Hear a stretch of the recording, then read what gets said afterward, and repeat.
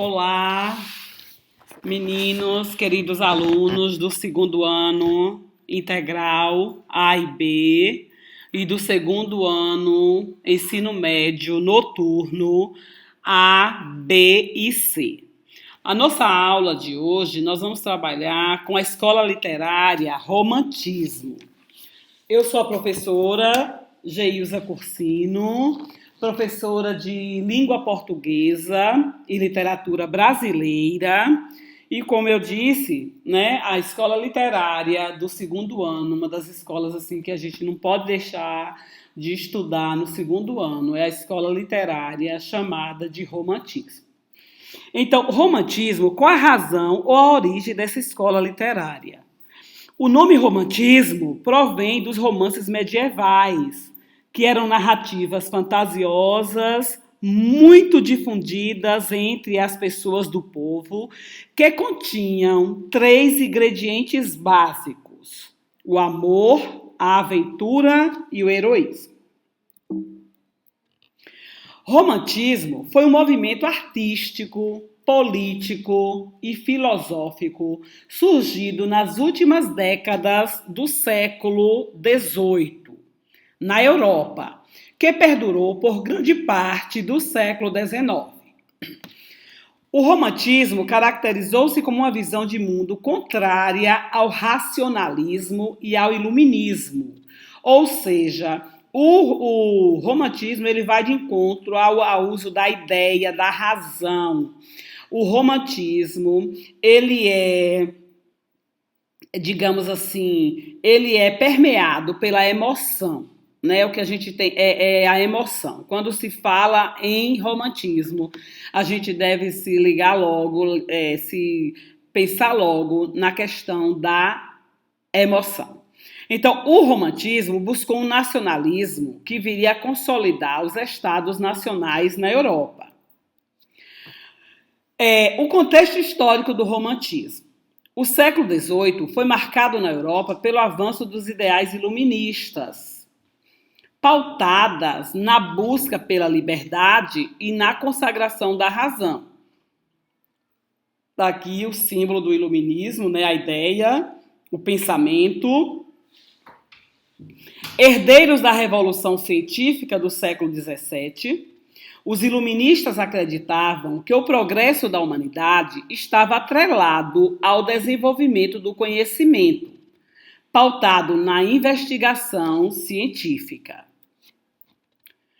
O homem deveria ter a liberdade de conhecer sem ser impedido por dogmas religiosos ou instituições políticas, de modo que o iluminismo atacou diretamente o poder clerical e os déspotas do antigo regime.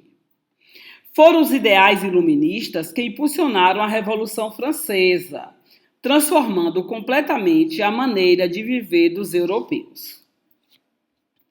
Com a queda do antigo regime e o advento da Revolução Industrial, as nações europeias transformavam-se política e economicamente. Tá, aqui vocês podem ver, né, a questão da Revolução Industrial, né, as máquinas, a produção, a produtividade. A industrialização desencadeava o êxodo rural. Então, com a questão das máquinas, das indústrias, a necessidade da mão de obra nas indústrias, as pessoas deixavam de trabalhar na roça, né, nas terras do clero e da nobreza, e essas pessoas elas foram trabalhar aqui nas indústrias. Então, o êxodo rural e o surgimento dos primeiros centros urbanos, que as pessoas saíram da roça, né, da zona rural, para cidades. A burguesia tornava-se a nova classe dominante.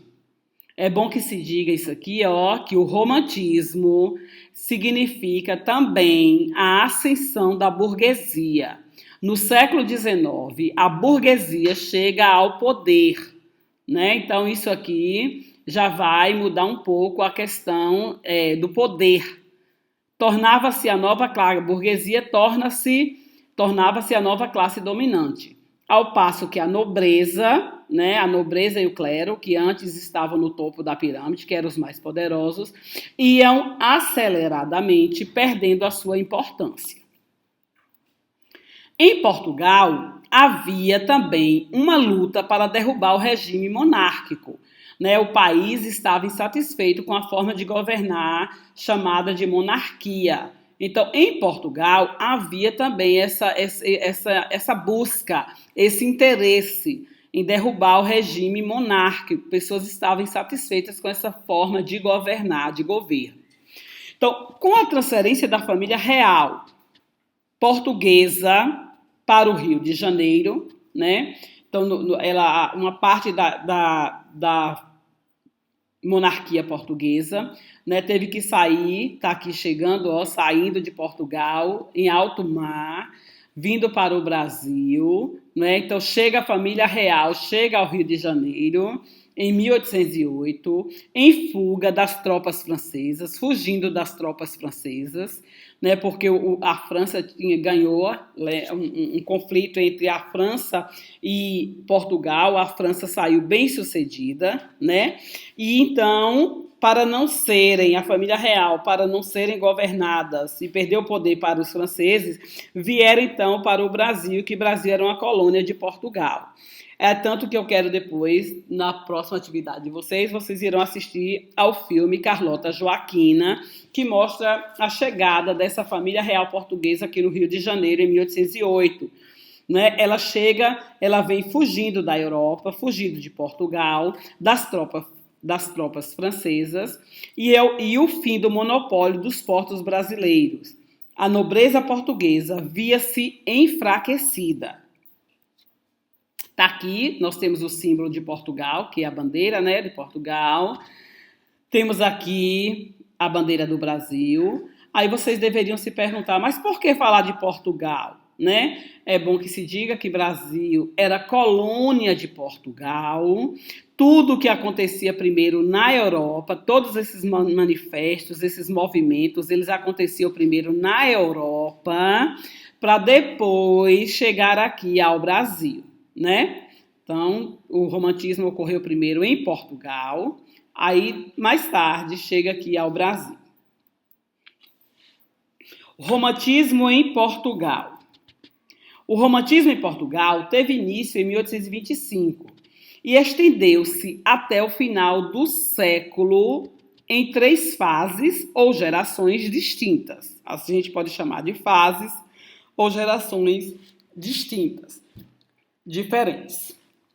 Cada qual enfatizando determinada temática dentro das características da estética romântica, com importantes personalidades da literatura mundial. A primeira geração romântica em Portugal tinha como características principais o nacionalismo, a questão do valorizar a terra, do valorizar a pátria, né, do mostrar as façanhas do homem português, colocar Portugal como uma nação próspera, heróica e aspirações liberais, né, e buscava as aspirações liberais. Então, ela foi marcada principalmente, a primeira geração, pelas temáticas, como eu havia dito, nacionalistas e ideais do liberalismo. A retomada da história portuguesa, com personagens medievais e a tendência ao classicismo, principalmente na forma da poesia, com o uso da métrica e da rima. A situação política da época em Portugal tornou difícil a afirmação de uma nova literatura, que nesse momento convivia com os padrões do classicismo. Destaca-se nessa geração o autor Almeida Garré, que é o autor do poema Camões, de 1825. O poema Camões, de Almeida Garré, é um marco inicial do romantismo português. Trata-se de um manifesto de independência em estrutura de epopeia que retrata o poeta Luís Vaz de Camões como um herói romântico, perseguido e envergonhado da conjuntura política de seu país. Então, não dá para a gente estudar literatura portuguesa sem falar em Luís Vaz de Camões. Também marcam a primeira geração de românticos portugueses os autores Alexandre Herculano. Aqui nós temos Almeida Garré, nós temos aqui o Alexandre Herculano e temos aqui o Antônio Feliciano de Castilho e aqui o Luís Vaz de Camões, né, que é o autor de Os Lusíadas, um romance escrito por ele, né, onde ele mostra a bravura do homem português, né, os desafios, o heroísmo desse homem, a bravura desse homem português em alto mar, buscando riquezas e divisas para Portugal. Nós temos também um cunho, agora nós vamos para a segunda geração do romantismo em Portugal, que é chamada segunda geração ultrarromântica ou ultrarromantismo. Essa geração ela vai de 1840 a 1860. Esse prefixo aqui, ultra, significa muito, demasiadamente romântico, certo? Então, é uma geração ultra romântica. Ela é baseada bastante na emoção, no sentimento, né? Um cunho exageradamente sentimental. As obras ultrarromânticas exaltam a sensibilidade e costumam ter enredos passionais e trágicos. As temáticas ganham um tom melodramático, né? Os textos, os escritores, os poemas dessa geração, eles carregam um tom melodramático, melancólico e soturno, as temáticas caracterizadas pelo exagero, pela idealização amorosa, pelo amor inacessível, pelo pessimismo, pela morbidez.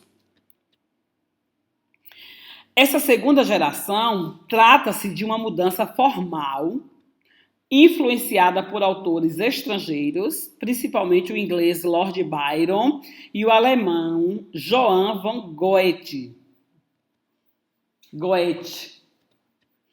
Herdeiros da crise estabelecida após o fim da Guerra Civil, que deu origem a uma oligarquia de barões, a produção literária da segunda geração de românticos portugueses afastou-se dos ideais liberais e revolucionários.